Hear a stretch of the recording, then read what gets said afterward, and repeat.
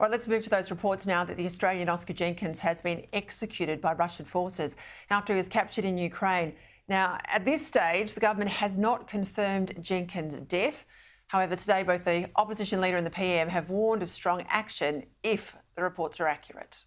If there has been any harm caused to Oscar Jenkins, that is absolutely reprehensible, and the Australian government will take the strongest action possible. Similar language too from the opposition leader. Joining me now, foreign editor of the Australian newspaper, Greg Sheridan. Well, Greg, great to have you back for 2025. No shortage of issues over the summer break, I'm sad to say, particularly globally. I've got to take issue with the PM's record there. He was spruiking his ability to take strong action. We've watched him closely when it comes to Beijing. He's not credible there. Is he credible here, or is this just bluster? Well, Peter, it's fabulous to be with you again, and great that your program is back. Look, I think the PM broadcasts weakness, sad to say. I mean, I like Albo personally and all the rest of it, but it's not only on China where he has now decided to cripple the Australian Strategic Policy Institute, which was one of China's 14 demands. But look at the behaviour of the ambassador of Iran, who gets lashed with a feather by the Albanese government for vile, anti-Semitic, shocking statements that he makes. I mean, he can say whatever he likes, but he's not entitled to live here. If he does that, the government does nothing because it says it values the dialogue with Iran, from which we get absolutely nothing. Now, if it turns out that the Russians have murdered an Australian in custody, the Russian ambassador should be expelled. You know, a few years ago in Prague, I interviewed the Czech foreign minister, and they had hundreds and hundreds of Russian diplomats in their country, mostly up to espionage and criminal activity and so forth. And in a convulsive episode, they came to the conclusion that Russia could have exactly the same number of diplomats in Prague as they had in Moscow, which was 7. So they went from hundreds of Russian diplomats doing all kinds of stuff to 7. Now, we in this country have way too many Russians, way too many Chinese. God alone knows why the government thinks this is a smart thing to do. I don't mean Chinese citizens, I mean Chinese diplomats. We have way too many official Chinese diplomats and Russian diplomats. I'm only referring to diplomats, not to people of that ethnicity.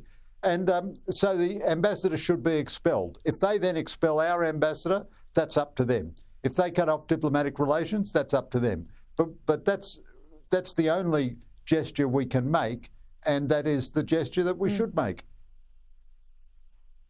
All right, let's move to the Middle East. A lot of talk around tonight about a ceasefire deal, a real prospect, God, we hope it's true, that hostages will be returned home ahead of next week's inauguration. What can you tell us? Well, it is on the brink of happening, I believe. It'll be fascinating to look at the fine print. Who do the Israelis have to release to let this happen? I think the Israelis are going to insist that they can still operate in Gaza and that they maintain control of the southern border of Gaza, the so-called Philadelphia corridor between Gaza and Egypt, across which massive weapons smuggling traditionally occurs.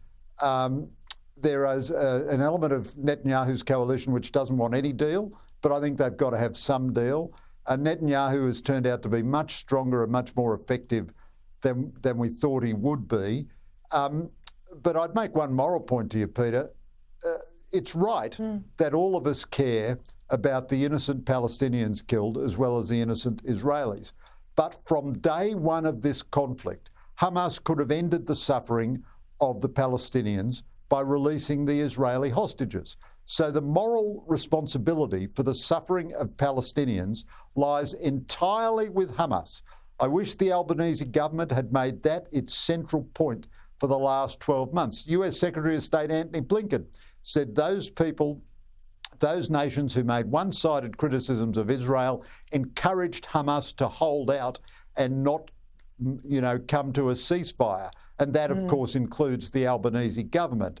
But a ceasefire would be a good thing, but the Israelis are going to maintain freedom of operation in Gaza because they're never going to allow October 7 to happen again. And in my opinion, Peter, this has come about because of Trump's clarity in saying if you don't release the hostages, there'll be hell to pay. So Trump has delivered an operational lesson to the Albanese government of what effective government looks like.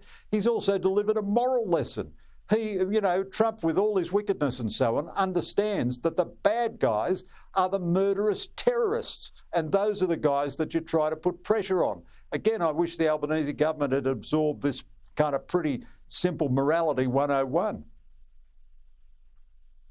You wrote a cracker of a piece to this vein, not as bad as Whitlam, you said, but pretty bloody close. Look at next week's inauguration, right? Are we missing an opportunity with the new administration by sending 2 representatives to represent Australia in Penny Wong and Kevin Rudd, who are so publicly on the record about their disdain for Donald Trump? Why wouldn't we send, if the Prime Minister can't do it, at a minimum, the Deputy Prime Minister? Well, you make a good point, Peter. I mean, the only thing the Deputy Prime Minister seems to do is travel around and do international diplomacy. He doesn't deliver anything on defence, so you might have sent him to Washington to do this. Having said that, I think it's quite proper that the Foreign Minister go. I do think the senior Labor people were very undisciplined and foolish in the things they said about Donald Trump, given that he was president and he was quite likely to be president again. Nonetheless, a lot of people have said hostile things about Donald Trump over the years, including his Vice President, J.D. Vance, and Trump is quite pragmatic about all that. It's proper that the Foreign Minister should go, I think. Kevin Rudd, I'm in a bit of a minority of Conservatives here, but I think he's been doing a very good job in Washington, and it's also quite proper that he should go. But apart from Rudd, no one in the Albanese team is doing anything creative or interesting in trying to establish connections with the Trump administration and the Trump camp. And God knows if we get a minority Labor government after the next election, how on earth are they going to relate to a Trump administration? I think the Trump administration is going to be a huge challenge for the Albanese government. Very, very difficult on climate policy, the Middle East, defence. Our pitiful defence effort will come under more scrutiny under Trump. And I think they should be scrambling on all bases. But I think really the only thing they're thinking about is getting through to the next election with the minimum of fuss. Yeah, that's clear. That's clear. Greg, thank you.